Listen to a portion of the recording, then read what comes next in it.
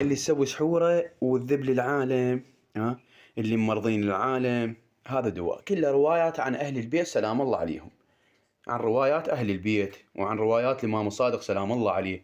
هذا اللي خل من قلت لكم روايات عليه أهل البيت نفسيتها عليهم تهدد، بس عاد السلام. فاتت عليه سنة. هذا اللي فالفوائد قلت لكم عليه الروحية منها ماي يبطل السحر وتفاح وملح، ومنها ويشوفون يطرد شلون أكله. الوسواس. وهذا عليكم اللي بالخل موجود الطبيعي. النشر خل اللي بس التفاح، تفاح نعم، وملح، خل جاي يشوفون التفاح لونه جيد شلون جدا طعمه إن حلو، كان يعني طبيعي. ينطي على سواد. هذا يعني مركز 100%. هذا وهذا البطل كذلك. يعني بعض التعليق يقولون روح نشتري بطل بلف.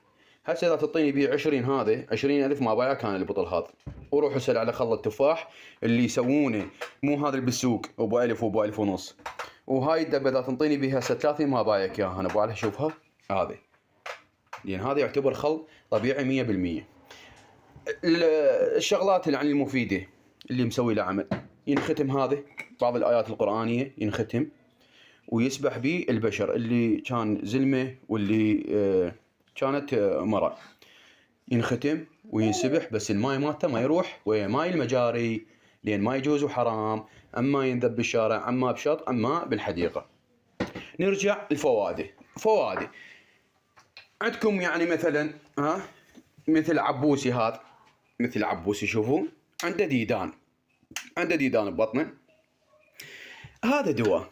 ليش اروح انا اشتري ديدان من الصيدليه، دواء مال ديدان الجهالي؟ هذا دواء الديدان. وللعلم يعني يستخدم هذا مو بس للجهال، يعني يستخدم للكبار وللصغار. يعني اللي عنده جرثومه ببطنه، عنده وجع ببطنه، اللي عنده دوالي، اللي عنده قشره براسه، هذا يستخدم هذا. يجي بقلاص يدهن فروة راسه كلها، ورا ربع ساعة يشطف راسه.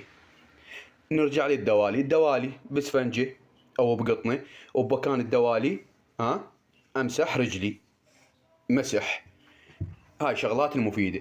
اللي عنده رائحة كريهة بحلقه، هذا دواء ياخذه يعني بالقبق هالشكل ويتمضمض بيه. شغل طبيعي، يعني لا جاي اقشكم انا ولا هاي. والعالم السولف، الساده السولف، الشيوخ السولف، روايه اهل البيت السولف. فهذا شيء مو من جيبي انا اللي انتم تعلقون تعاليق سلبيه. مو عبوسي بابا، مو عبوسي بابا، مو صحيح؟ هذا طيب، هذا طيب الخال طيب. شوفوا يقول لكم هذا، يقول لكم هذا طيب. لان انا نطيب من عده هذه، لان الجهال بهالشي عمر كلها يصير عندها ديدان، كلها تصير عندها ديدان. واي سؤال اي استفسار انا خادم لكم حبايب قلبي، وتحياتي لكم. حبيت اوصل لكم هاي الفكره والمعلومه، لا اكثر ولا اقل. لان خل التفاح بالسوق ما تلقونه الاصلي، تلقون ترى لو مال معامل لو مغشوش. وحتى لو لقيتوا يعني حتى لو لقيتوا خل التفاح، لان يعطيكم بطل هالقد ب 5000. بطل مال ماي، البطل مال ماي ابو الربع يبيعونه ب 5000، يعني ب 5000. زين اذا انت تقول ابو البطل بلف، زين هذا بيش ابيعك اياه هسانه، بيش ابيعك اياه هسانه هذا. فانا حبيبي انا لا ابيعا ولا حاط شي بجيبي، وانما حبيت بس افيدكم.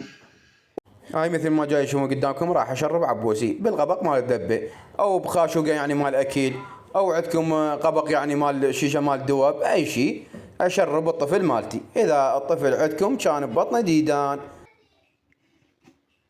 حلو.